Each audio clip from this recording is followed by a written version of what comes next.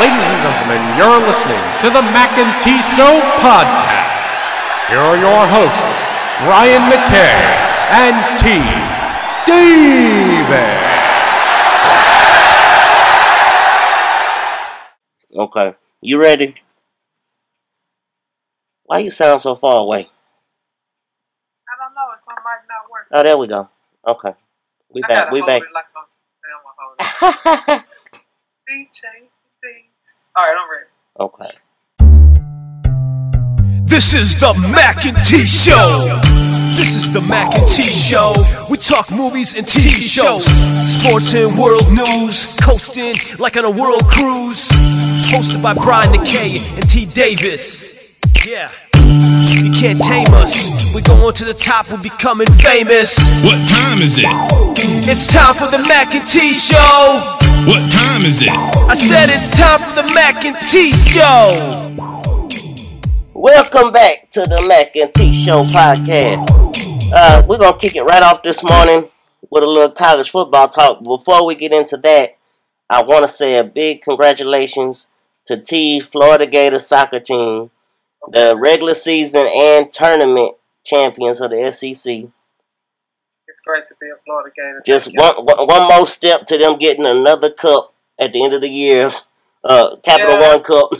Capital One, that's what we try to do. It's usually us and Stanford or somebody like that, but that's what we try to do. Yeah. Thank y'all for coming out. All right, let's get it right. Let's kick right into it. Oh yeah, can we give a shout out to the SEC East champions football team? They're not good, but they won the SEC East. No, we cannot. Moving on.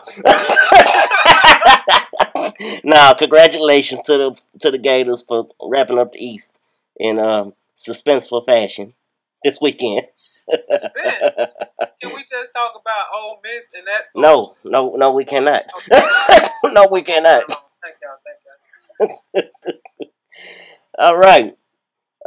Missouri, University of Missouri. Big story for us is basically the boycotting the football team is doing of all athletic activities until something is done with the racism and you know the ignorance that is going on there. Basically, they want the president gone. So they have a player who is doing I'm sorry, I can't remember his name quite yet, but he is doing. He needs to stop talking about he not eating, okay? Yeah. Because if you fast away, Jonathan, I know it sounds like a good idea, but fasting, yeah, they're gonna let you start it there. Okay, well, basically, if you don't know what we are referring to, let me just kind of break down a little quick timeline run. September 12th, Missouri Students Association President Peyton Head post about a racial slur directed at him. Basically, he was walking around campus, and the passenger of a pickup repeatedly shouted out the N-word at him. And then you move forward from that, October 5th, the Legion of Black Collegians members are targets of racial slurs by a man on campus. The group was rehearsing a performance at Tradition Plaza when a young man, talking on his cell phone, walked up to the group. After being politely and repeatedly asked to leave, the man walked away but referenced LBC members using racial slurs. That same day, Missouri Chancellor R. Bowen Lofton responded with a post of his own, acknowledging and condemning racism at Missouri. On October 8th, Lofton announces a mandatory online diversity training for faculty, staff, and students, which is met with widespread skepticism. Jonathan Butler, Missouri graduate student and campus activist, wrote a letter to Lofton saying that the training was a step in the right direction, but it wasn't enough. October 10th, members of the Concerned Student 1950 protest the Missouri Homecoming Parade, blocking a car carrying the UM system president Tim Wolfe. And Concerned Student 1950 refers to the years that African Americans were first admitted to Missouri. The group targeted Wolfe's car during homecoming to send a message that students will not be ignored by administrators on the issues of discrimination on campus. They said that they said we sent emails, tweets, messages, but we've gotten no response. They basically, the protesters blocked the street where his car for about 15 minutes, chanting and making speeches until they were dispersed by police. Some students watching joined in the protest in support. No protesters were arrested for disturbing the parade. October 21st, the concerned student 1950 issued a statement of demands, including a formal apology from Wolf and his removal from office.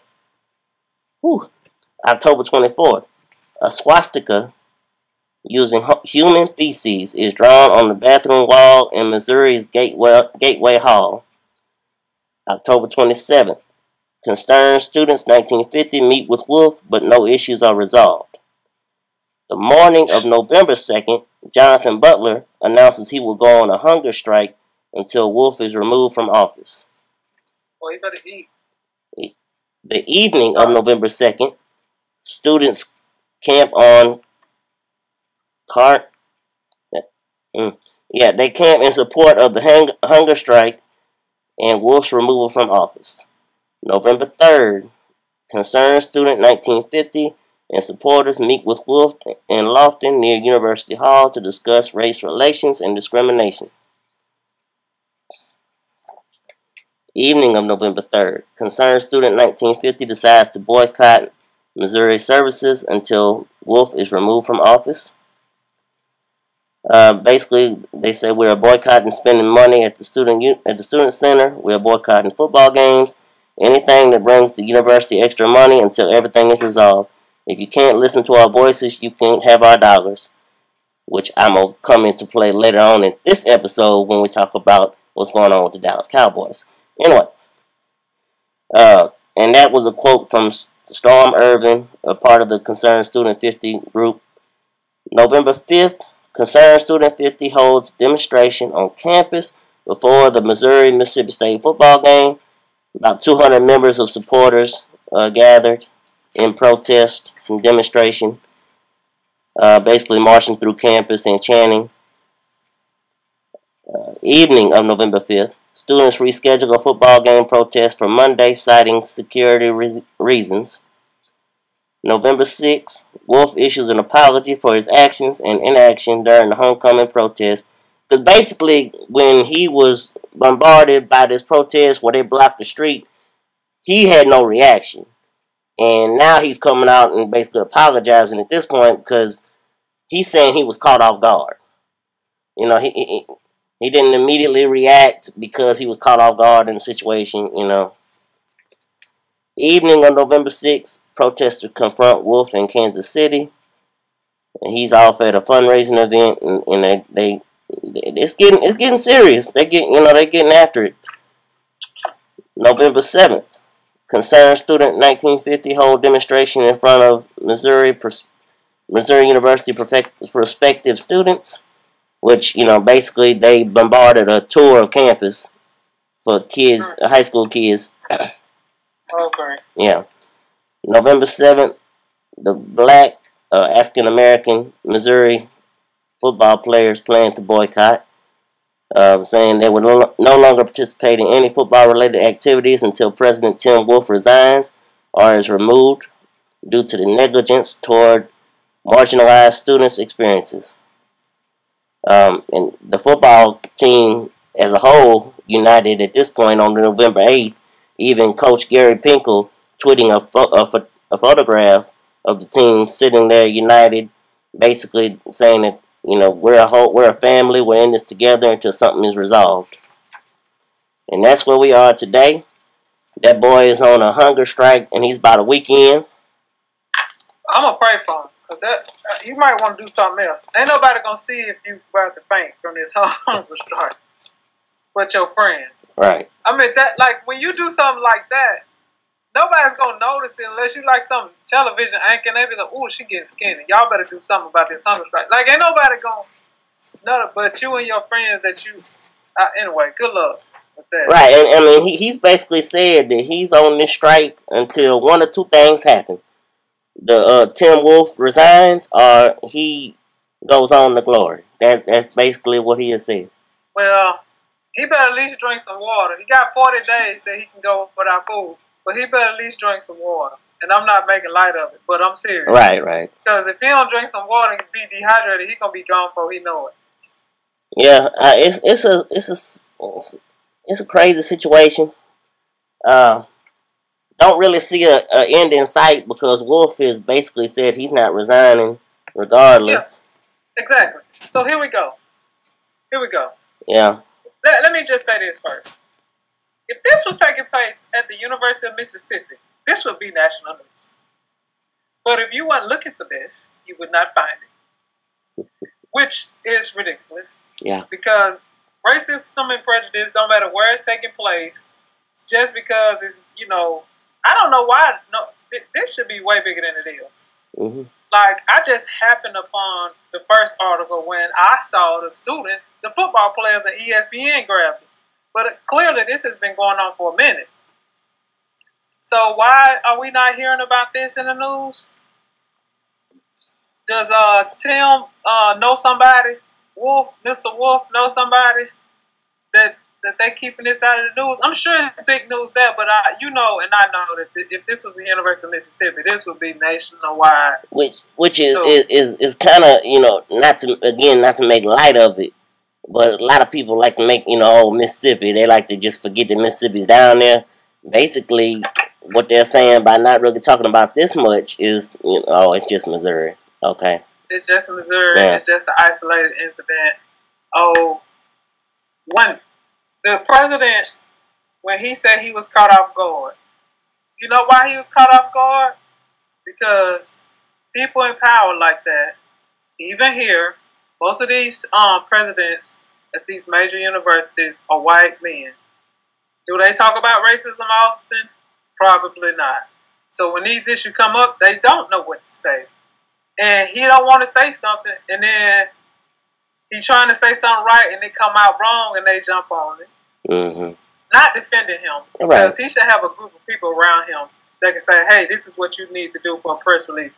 I'm sure they got some, because they got people here that do that for university. Right. So I'm sure Missouri had the same thing.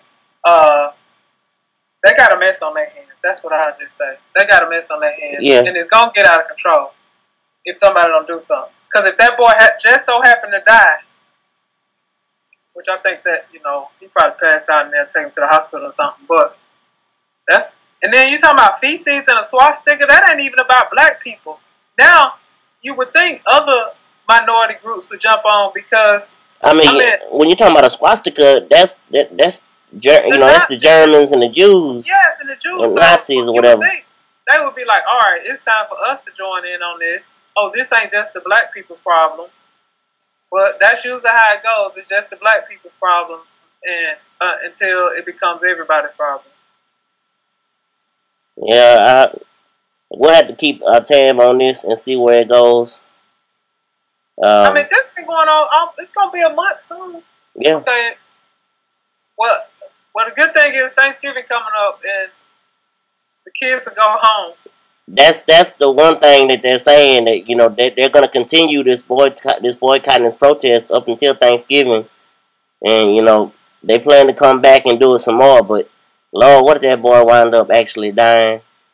Thanksgiving At the least could he's gonna be wind up in the hospital. Right. They're gonna put him on some fluids or something. But if he actually, because I mean, even if he drinks water, like, he got to eat at some point, and this man ain't going nowhere.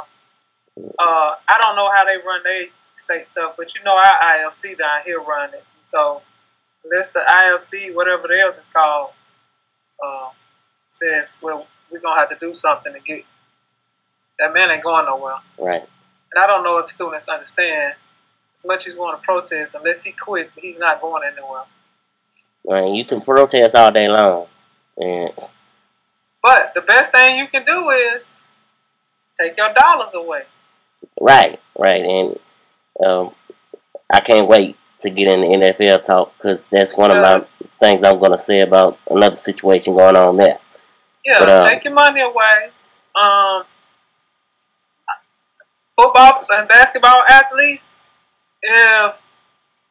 predominantly most sports, maybe rifle or something around here. Most sports got so many black athletes that if they don't participate, y'all not gonna be able. Now somebody will start listening, but somebody got to have a lot of heart, and their parents got to back them up on this, saying, "All right, we're not gonna play any sports until," because people love their sports, and so we're not gonna play any sports until this is resolved in some shape, form, or fashion. Right. Whether he retired, whether these students get kicked off campus, whatever happened, I don't know what they need to do. I don't have enough details, but yeah, that's messy. Well, staying with college football, playoff predictions. We missed a golden opportunity last week. You know, we let it slip on by. Didn't even do our predictions right before the first college football rankings came out. Well, you know, we had a couple of them teams, right? We all right. So this week, obviously tomorrow will be the next football rankings to be released, right, from the committee. But let's see. I just jotted down real quickly on my way in this morning. In no particular order: Alabama, Clemson. I was really iffy on Ohio State, but I kept them in there because they are continuing to win. And my last team I had in there was just they proved something to me this weekend, and I got Oklahoma State as my last team. Well, I like Oklahoma State too, but I did not see that TCU butt whooping coming. No. I'm not going. I just don't think Ohio State. I really do think Michigan gonna beat them. They still gotta play Michigan State, or did they play them already?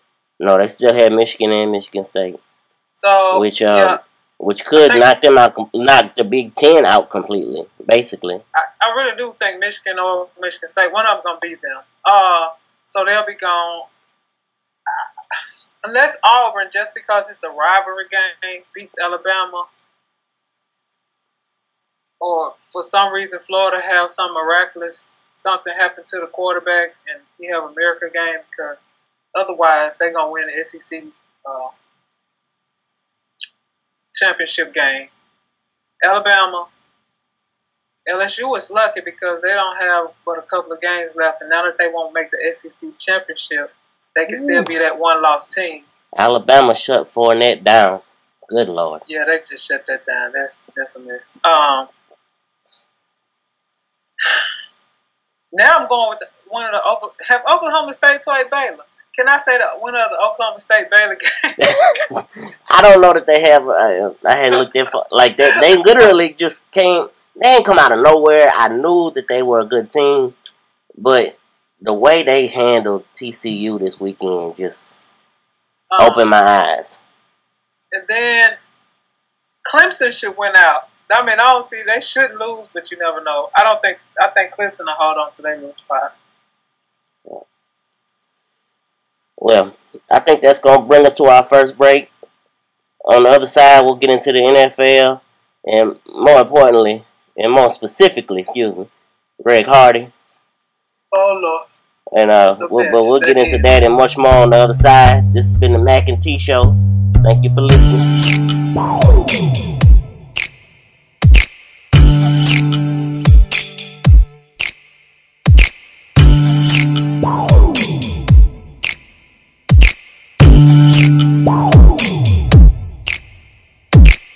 What time is it? What time is it? Welcome back to the Mac and T Show podcast. Greg Hardy. Last week, Friday, the pictures were released of the young lady who he had supposedly abused. The pictures were very telling. They were very graphic. A lot of people are now in an uproar saying that the Cowboys should take action. They should release him. The NFL needs to take action. The NFL's already taken action, first of all. And honestly, I didn't need the pictures to come out for me to feel some type of way about Greg Hardy. The report of what happened was enough for me, honestly. I don't understand why people are in an uproar now over the situation. Same mess that when that boy was like, oh, he hit that girl And then nobody really cared until y'all saw him punch her in the elevator. Then it was like, oh my God, did you? Yeah, same situation with Ray Rice, who unfortunately never got a second chance. You know? And you know why he didn't get a second chance? Because he was 30 years old and a running back. No, it wasn't even the age. If he was 30 years old and doing something, he didn't do anything that year. And I know this because he ruined my Fantasy team. Yeah. But anyway, if he still was being productive, somebody would have picked him up. Right. And, yeah. But here's... I'm going to just give a story for everyone. I remember when Greg Hardy was a college student, college athlete at Ole Miss. He was suspended for violation of team rules at one point. And while his team, I think they were going to Arkansas, Auburn, I can't remember which. But while his team was off on the road, losing to another SEC West opponent, he was at the library that night, dancing and drinking and carrying on, and just having himself a good old time while he was suspended. And before anyone starts, and they come at me with, oh, so that means that he beat that girl, that means that he did this, he should be in jail. But no, that's not what I'm saying. But what I am saying is, character-wise, Greg Hardy's a jack. Excuse my language, but you can have it. I'll give you $1 for that, because character-wise, that's what he is, and he proved himself last night. You know, last night he got into a little. He got bumped into by one of the Philadelphia Eagles linemen, and he just hauled off and just pushed him as hard as he could with both hands, and almost, caused a little fracas. Now, you don't think that in the closed doors, this little bitty girl that he ain't whoop up with? 5'2", 100-something pounds, and he's 6'5", 280. If you gonna do that on national TV, if you that aggressive. If you read the article that's associated with the pictures, that kind of gives you the story of the events that unfolded, him and his buddy tried to make it look like she was the aggressor. Crazy, yes. Come on now. Come on, Chris Carter. Come on, man. How Chris Carter do? Come on, man. How are you supposed to make me believe that she was the aggressor? Now, that's not to say some women do wild out. Right, right. You could just pick her up and carry her out of your home and sit her down and then go back in and lock the door. This is outrageous. And this is a part of sport that nobody likes to talk about. Because we see time and again, we could probably just go back in the annals of time and see all these guys that had character issues, that they got them and said, oh, because you're an elite athlete, we're going to take this chance and give you millions of dollars so you can help our team. Now, Hernandez, he had all kinds of red flags. Okay, didn't nobody know he potentially was a murderer. Right. But he had all kinds of incidents. Give him a chance, yeah, because he's good and he can catch a football. We had this incident with Ocho Cinco choking that girl. Again, he was on the decline of his career, so he wound up being out the league. Right. Ray Rice, it was okay until we saw the video. And I shouldn't say we, because I was just like, okay, if he hit her, that's out of order. But in the way I saw him drag her out of that elevator, anybody in their right mind knew that she didn't just wasn't drunk. Anywho, now this, and it's just too much, because the NFL, sport in general, I won't even say NFL, sport allows for bad behavior as long as you are a good athlete. Right. In general. You get away with stuff that you would never get away with if you were just an average citizen or a regular student in college. None of the stuff that these people get away with would be okay with. Right. Unless you got money. Money and sport kind of work the same way. Yeah. Because some of these people be getting off of stuff, be like, how are you still driving? Oh, they rich. So that's why all them DUIs they just keep going under the rug till they kill somebody. Yeah. as far as all the people who are calling for, you know, something to happen to Greg Hardy at this point, if you really feel some type of way about it, here's the way you can do it. Stop buying tickets to Cowboy games. Stop giving these people money. You know, money talks. Not even Cowboy games. Really, women, myself included, should probably just stop boycott sport. In particular, NFL. Yeah. Because the NFL, yeah, you say they gave him, what, 10 days or something? Yeah, which was reduced to 4. Because of the Players Association stepping in. So, whoever's over the Players Association is no better than NFL and no better than... Because why are you stepping in saying, well, he shouldn't get that many games? What? Oh, well, we didn't see the pictures. Don't say, oh, we didn't see the pictures. Right.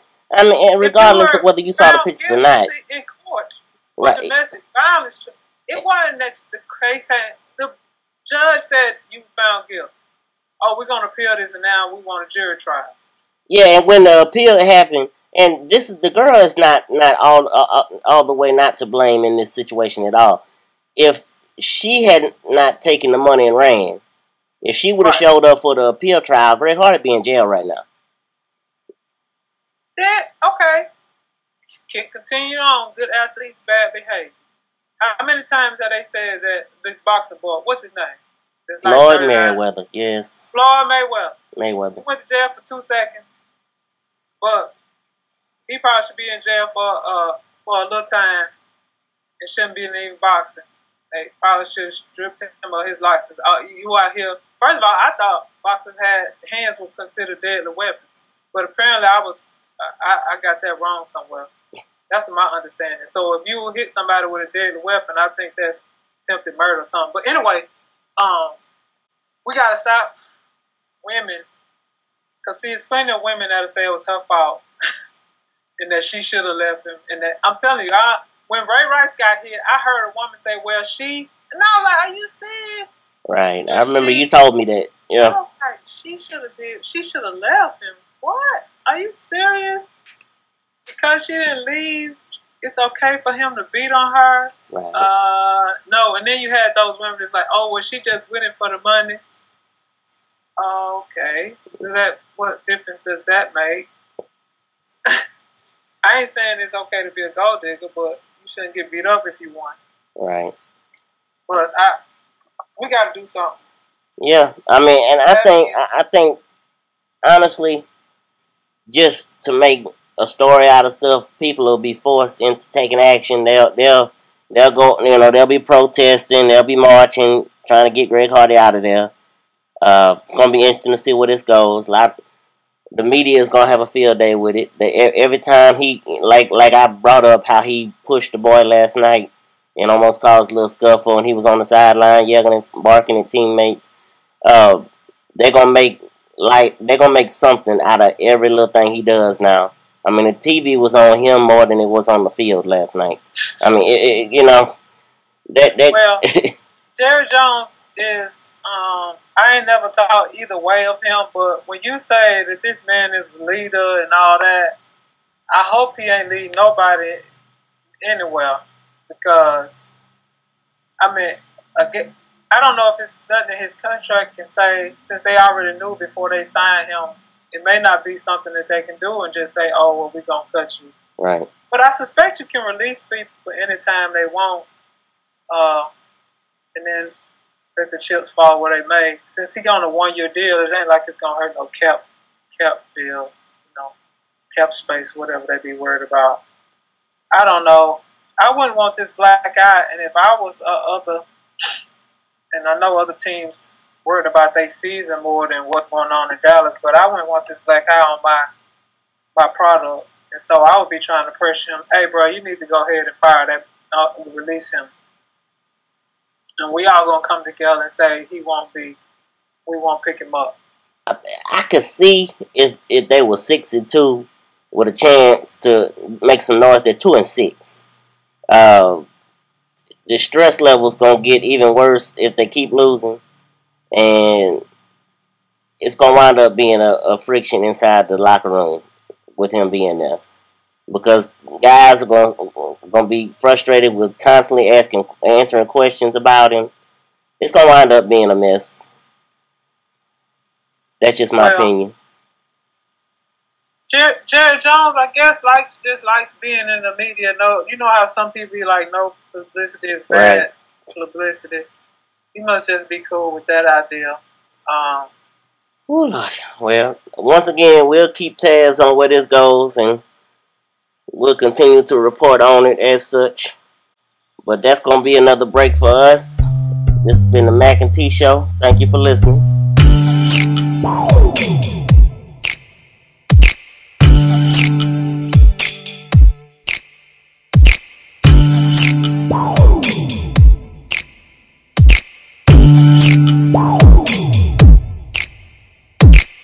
What time is it? What time is it? Welcome back to the Mac and T Show podcast. Empire. Last week's episode was episode 6 of season 2.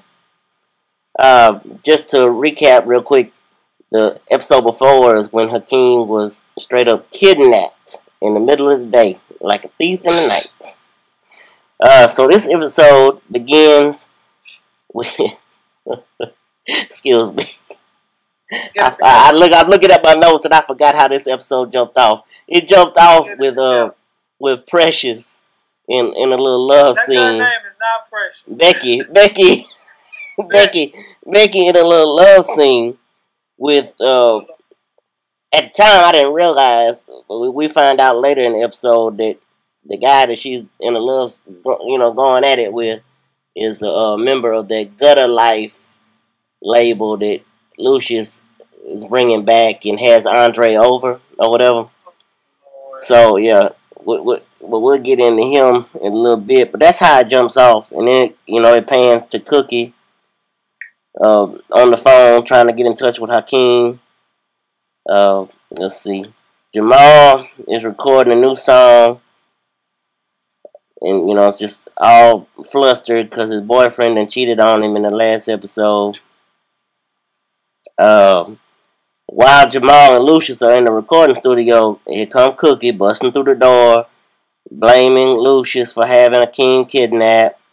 They showed a little video that was sent to Cookie that had him all, duct taped up and everything, and Lucius said he ain't had no part of it.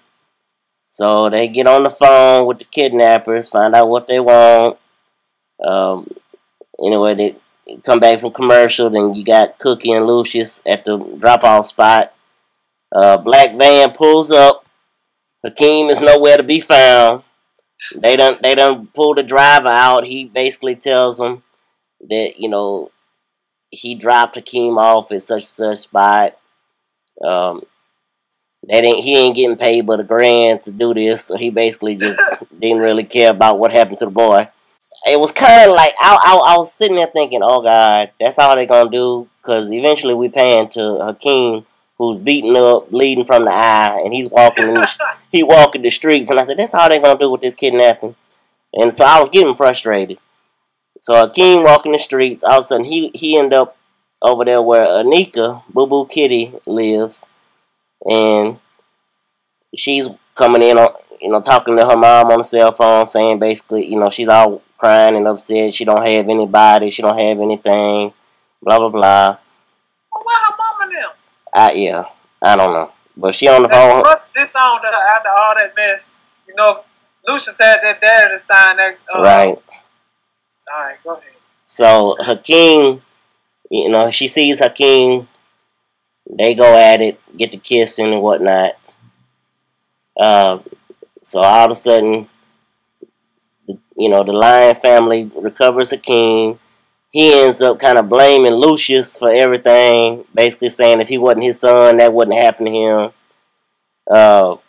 Then we go back in the recording studio. Jamal finds out that Staples Center is not going to book him for his show because they quote-unquote say he has too narrow of an audience, which of course he immediately jumps to the conclusion that they're saying because he's gay. Right. And, that's how he's being portrayed. That's how he's being marketed by the recording label as a gay artist. So in comes just a clean looking dude named Jameson Hinthrop. And basically him and Lucius have a little history. You know, Lucius didn't know that he was there. Well, you know, he kind of basically, Lucius, when he left Beretti's label way back before he started his own thing, he was going to sign with Jameson and be a part of Jameson's label, but he found out that Jameson was gay. So all bets were off on that. Oh, gosh. But basically, Jamal has asked Jameson to come and, you know, help him out. Basically, you know, obviously because they had that connection. Lucius didn't like it, but ultimately he agreed because he knows Jamal needs the help right now. He's in a bad place, obviously. Over at Lion Dynasty Records, Hakeem has a little mental breakdown while he's rehearsing with his little girl group. Oh, that's right. Yeah. So he has a little breakdown. And I love Cookie. Cookie always comes with some good one. Whoever's writing for Taraji is awesome. Let me just say, because she has some one-liners. She basically calls the little girl group Destiny's Problem Child. So you know he has a little mental breakdown, and he's still flashing back to getting beat up by those kidnappers. While all that's going on, Andre is back at Empire.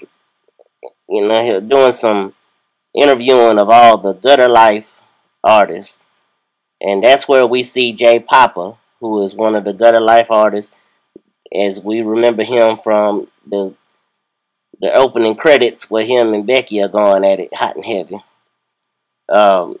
Basically, he's doing a lot of, I guess the word would be pruning to see who, quote unquote, isn't Christian enough, because he's trying to make Gutter Life Records a little more godly.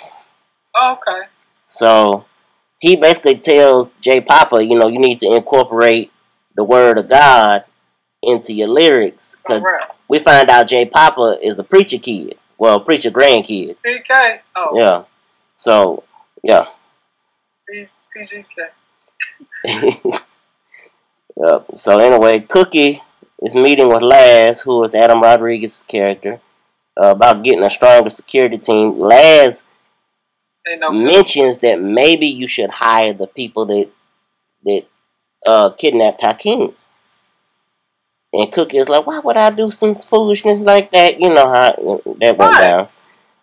You know, he was just saying, you know, maybe these people obviously are low budget, so maybe they would be good. Because clearly all they needed was a little cash, and they let all that go. Allegedly. So, as we move on, Cookie agrees to meet with them. She brings Hakeem with her, and they walking into the thing, you know, you understand, you gotta be cool, you gotta be calm, blah, blah, blah. Hakeem's like, yeah, I got it. So they walk in there, and what's the first thing Hakeem do? Pulls a gun. Pulls a gun right on the little kidnapper. So they back off and blah, blah, blah. You know, they get after it. Cookie trying to calm him down. And while she's calming him down, you see the camera pan to one of the kidnappers. He getting ready to pull his gun. So she snatches the gun out of Hakeem's hand and points it at, and Cookie has her little gangster moment where she basically, you know, threatens them like, you ain't gonna step near none of my kids, my artists, nothing, blah, blah, blah. And she gets raw. I loved it. I loved the whole little segment. So then we go back to Leviticus, which is the little bar and club or whatever. Lucius throwing a little showcase for the Gutter Life record people, and Jay Papa and Frida Gatz, who is Chris Rock's character, his daughter. We see them perform. Jay Papa basically goes up there and he's dropping his lyrics, and he throws out his little Bible verses, and it has everybody in the crowd like, okay. And Lucius finds out that Andre was behind that. Lucius and Andre have words. Andre said, well, you put me in charge, blah, blah, blah. And Lucius basically tells him, no, I put you in place. Don't get it misunderstood. So then Frida gets up there, and she has a little heckler kind of bothering her or whatnot. So she goes back and forth with him. All of a sudden, she done kicked him square in the nose, done busted this boy up, and runs out. So she gone. Lucius tracks her down, and he basically, and I know I keep saying basically a lot, but I'm just trying to get it all out. I've come to the realization that Frida is like the son that Lucius never had. That's how he is treating this girl, because she's hardcore, she gangster, she from the streets, and the only thing close he has to that is Hakeem, but Hakeem ain't really about that life. He just portraying that he is. And that's the thing. That's the reason he's having the mental breakdowns right now, because he knows in the back of his mind he basically got punked. He got kidnapped, got punked because he didn't do nothing.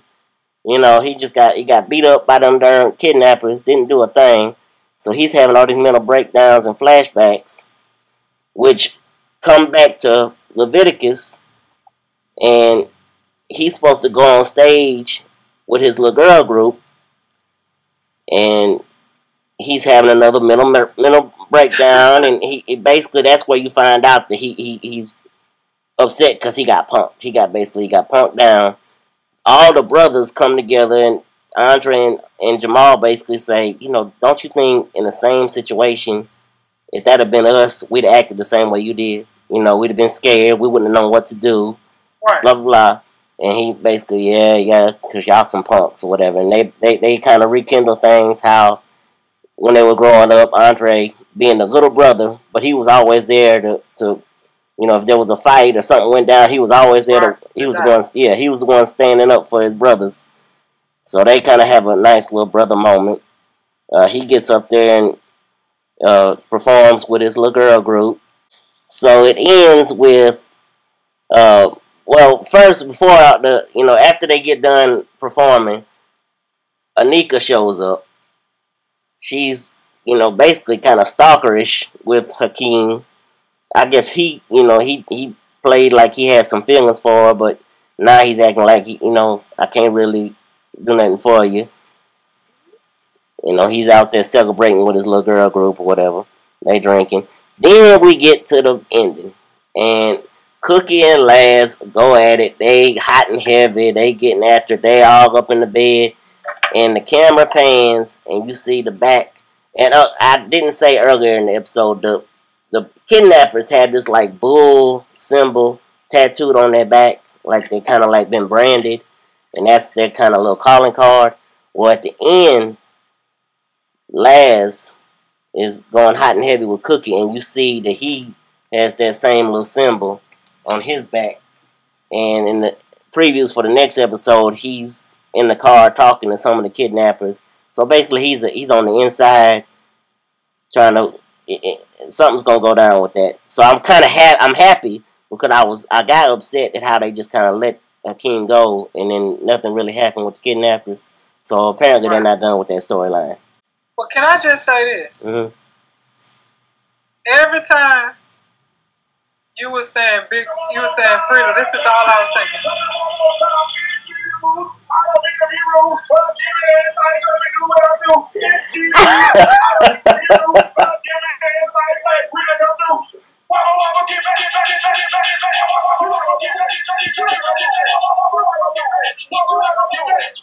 Oh man.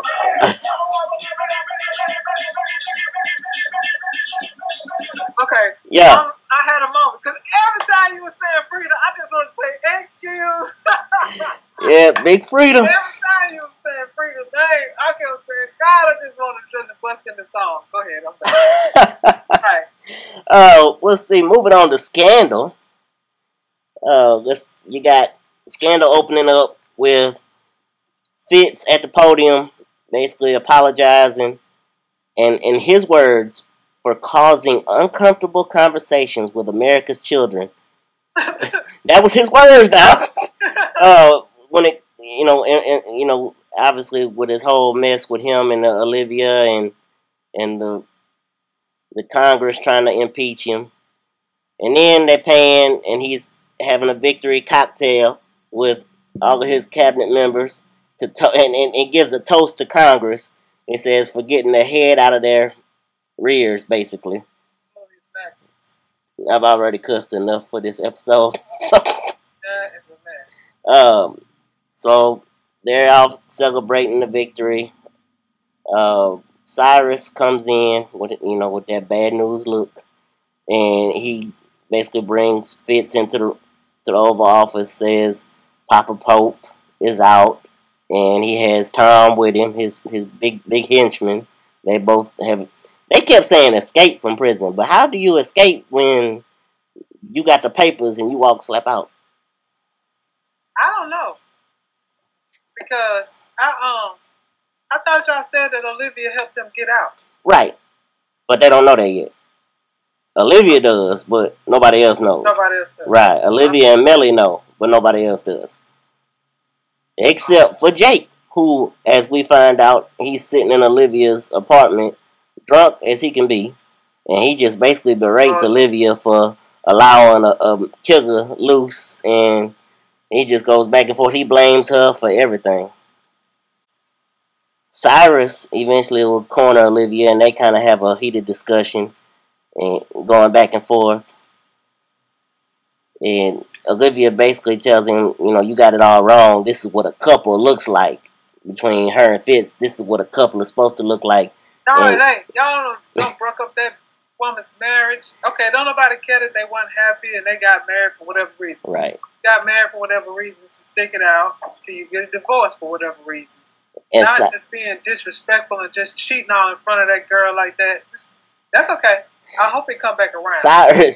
Cyrus quote during that heated argument, he had the quote of the argument. He said, "No, you have the oval. This is what power looks like." When Olivia was trying to say this is what a couple looks like, no, this is what power looks like.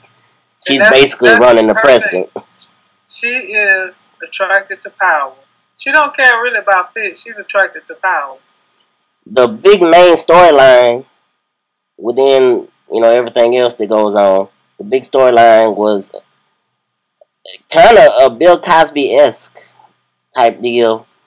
Frank Holland, a famous author, who basically, it starts off with him getting the Presidential Medal of Honor. They have a young lady come by OPA saying that he raped her. Oh, no. They come to find out he has been drugging and raping girls for years. Oh, that's right. Yeah, and he's supposed to be a feminist, a feminist movement type character where he's done a lot for women's rights and all the time. That's the best way to get in. All the time he's been doing all this, and they've been scared to come out. And come to find out, his wife has been supplying him with the drugs to rape these girls. Oh no! So they're going after it. They go after him, and the episode basically ends with all the women that he has raped over the years showing up. He's in a classroom setting, giving a speech, and they all show up and stand in front of him. And then, the news breaks that this is why, and he basically, after he getting the Presidential Medal of Honor, he's going all this, doing all that, going, a big, great person, and it all falls down for him. So, a win for Pope and Associates. Was this other dude fitting into the group? Yeah, he's doing well. Elizabeth North threatens to come out on Sally Langston's TV show. And say what? So she threatens to come out, and they don't know what she's going to say. They trying to get David Rosen, the Attorney General, to stop her. He can't do nothing because he don't know. All he knows that she has the opportunity to say some things about national security that could get everybody in trouble. But whatever, he can't just say, just because you have the opportunity, I can't arrest the girl. This is free speech. Right. She can go on this talk show and talk. So Sally Langston is hyping this show because she's so excited. This is going to bring down the presidency, blah, blah, blah, blah. All of a sudden, she gets on the air, and Sally Langston basically leads her in. And Elizabeth North says, yeah, I do have a lot. I am angry. I have a lot to say. They are ruining a good man's name. And she basically flips. And No, she basically talks about how they are ruining Fitz and causing Fitz a lot of strife. And Sally just got this look on her face like, this is not what I wanted. Exactly. Well, come to find out, Elizabeth has been offered a position by Fitz, obviously. Well, he about to be out of the White House. Mm-hmm. How many more years he has? I don't know, but they gonna give her. She's gonna be the assistant, or basically the chief of staff for the vice president, the little girl. But I thought the vice president didn't like him. Susan Ross, I don't know. I don't know what to think about her just yet. But you don't see her. I thought she had been kidnapped. We ain't seen her. Well, she back. Her and David Rosen got a little friendship. They drink little alcohol together. They got a little friendship. Drinking. As cool as she is. Yeah. So now Elizabeth North's gonna be her chief of staff, and that's gonna come back. That's gonna come back on everybody. Cause they should know, because that lady is all about the jotting I's and crossing T's. Yeah. If they didn't learn that when Fitz was trying to get that paper passed, something bill or something passed, she was like, no, I haven't read it. Well, the preview for next episode, Melly is going to tell Fitz all about what Olivia did. How, Olivia got her to release Rowan, and so it's gonna be interesting. It's gonna be interesting to see where it goes. Yeah, I can't wait to see what Papa Pope's gonna do next. Yeah, because we didn't see him in this episode. Jake is supposedly... Oh, I forgot about that. President has hired Jake to track him down. Jake gonna wind up back in jail, like... Or dead. Or dead. Or dead. So, yeah. So, Jake couldn't find him. So, that's how we end this episode. Yeah. But I think that's gonna be our episode for today. Our show for today. As always, I'm one of your co-hosts, Brian Mackay, and I'm with... What time is it? What time is it? And this has been the Mackay T Show Podcast. Thank you for listening. This is the Mackay T Show. This is the Mackay T Show. We talk movies and TV shows, sports and world news, coasting like on a world cruise. Hosted by Brian Mackay and T Davis. Yeah, you can't tame us. We're going to the top, we're becoming famous. What time is it? It's time for the Mackay T Show. What time is it? I said it's time for the Mackay T Show.